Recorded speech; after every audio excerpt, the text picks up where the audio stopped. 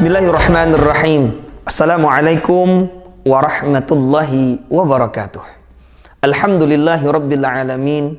Wassalatu wassalamu ala sayyidil mursalin wa ala alihi wa ashabihi ajma'in, amma ba'd. Puja dan puji syukur kehadirat Allah Subhanahu wa taala yang telah memberikan kita kesehatan, kelapangan, sehingga kita bisa menjalani kehidupan ini dengan baik. Dan mudah-mudahan Allah berikan kita nanti di akhir hayat kita menjadikan husnul khatimah. Amin amin ya rabbal alamin. Salawat serta salam semoga juga tercurah kebahagiaan junjungan kita Nabi besar Muhammad sallallahu alaihi wasallam kepada keluarga, sahabat-sahabat beliau dan pengikut-pengikut beliau hingga akhir zaman. Alhamdulillah, anak-anakku sekalian yang dimuliakan Allah Subhanahu wa taala, apa kabar kalian semua? Mudah-mudahan Allah senantiasa memberikan kalian kesehatan, kelapangan, keberkahan dalam hidup kalian, sehingga kalian bisa mengarungi kehidupan ini dengan sebaik-baik mungkin berdasarkan tuntunan Allah Subhanahu wa taala dan tuntunan Rasulullah sallallahu alaihi wasallam. Anak-anakku sekalian yang dirahmati Allah Subhanahu wa taala, perkenalkan, nama Bapak Murjani, Bapak mengajar pendidikan agama Islam dan juga mengajar di pendidikan Al-Quran.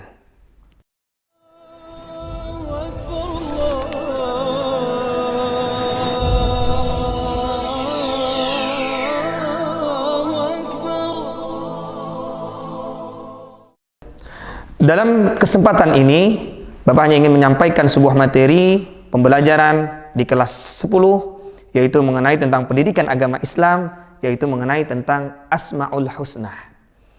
Apa itu Asma'ul Husna? Asma'ul Husna terdiri atas dua kata. Yang pertama asma, yang kedua berarti husna. Asma berarti nama-nama dan husna berarti baik atau indah. Jadi yang dinamakan Asma'ul Husna dapat diartikan sebagai nama-nama yang baik lagi indah yang hanya dimiliki oleh Allah Subhanahu wa taala.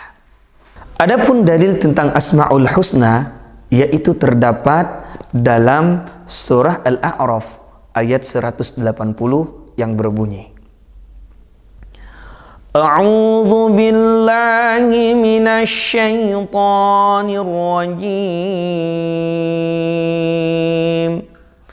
Bismillahirrahmanirrahim.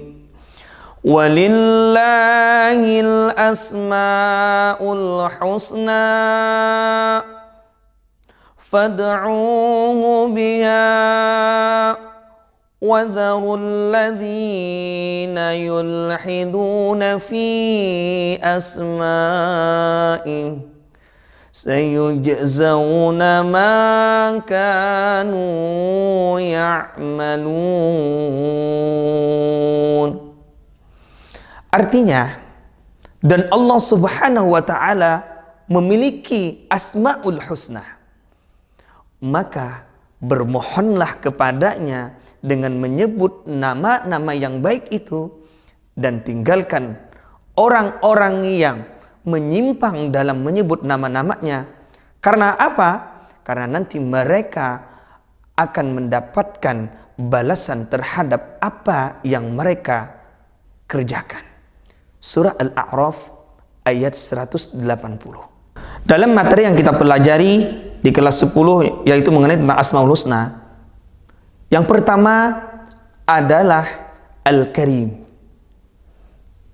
Al-Karim mempunyai sebuah arti yaitu yang maha mulia, yang maha dermawan, dan yang maha pemurah, atau juga bisa disebut dengan yang maha pemberi maaf. Oleh karena itu, secara istilah Al-Karim juga dapat diartikan bahwa Allah Subhanahu wa taala yang maha mulia lagi maha pemurah, yang memberi anugerah atau yang rezeki kepada semua makhluknya. Oleh karena itu, Al-Karim ini sebagai contoh kepada kita.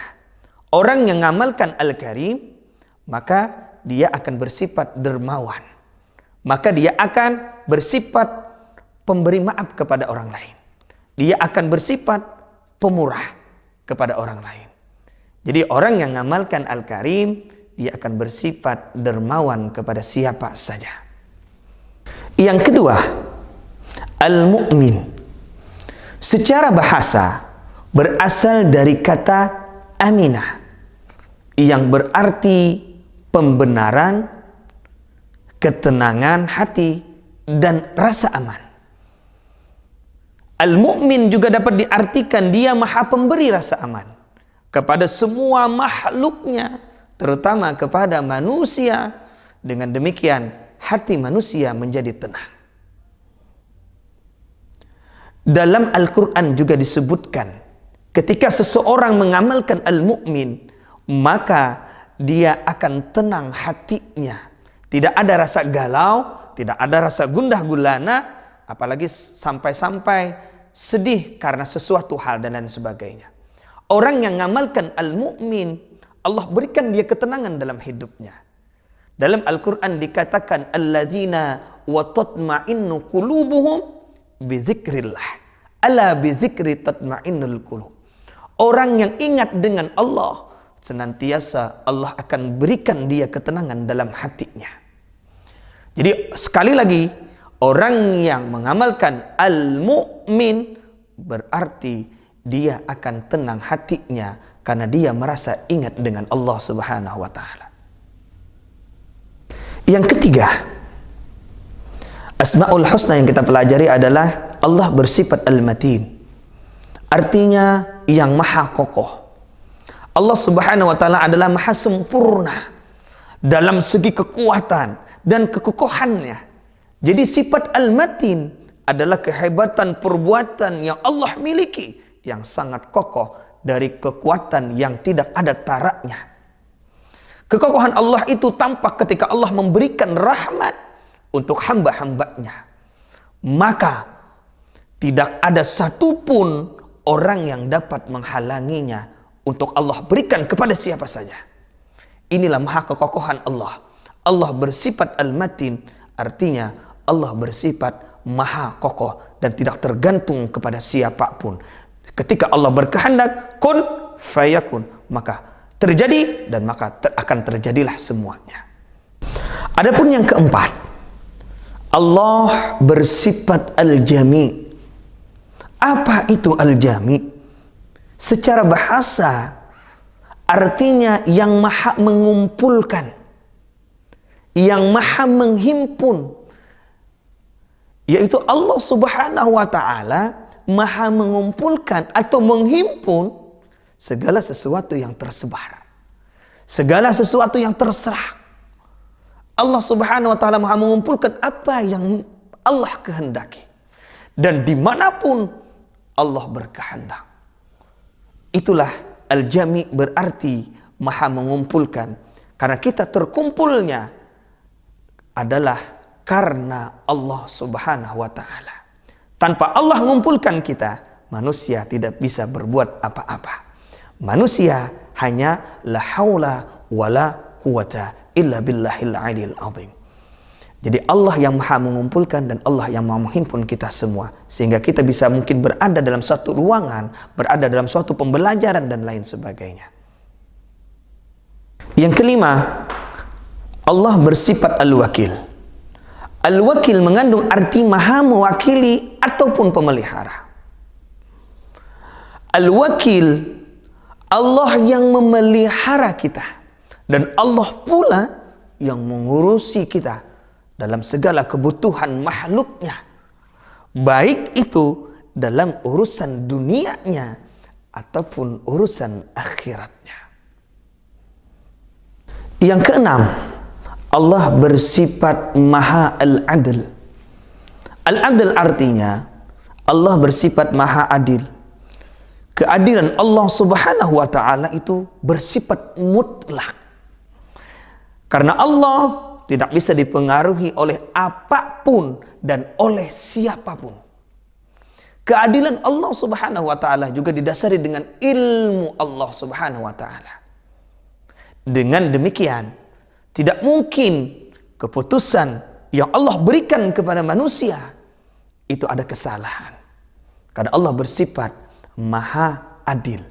Contohnya, Allah bersifat maha adil. Allah akan berikan ganjaran surganya Allah kepada orang-orang yang beriman, kepada orang-orang yang bertakwa kepada Allah.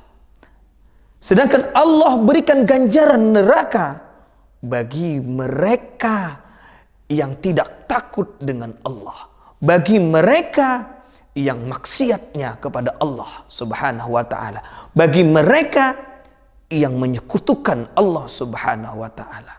Allah akan berikan kenyamanan kepada orang yang takwa, dan Allah akan berikan nerakanya kepada mereka yang ingkar dengan Allah Subhanahu wa ta'ala. Inilah menunjukkan Allah itu bersifat al-adl, yaitu maha adil. Yang ketujuh atau yang terakhir, Allah bersifat maha al-akhir, artinya yang maha akhir, yang tidak ada sesuatu apapun setelah Allah Subhanahu wa ta'ala. Dia maha kekal. Tatkala semua makhluknya hancur, Allah maha kekal dengan kekekalannya.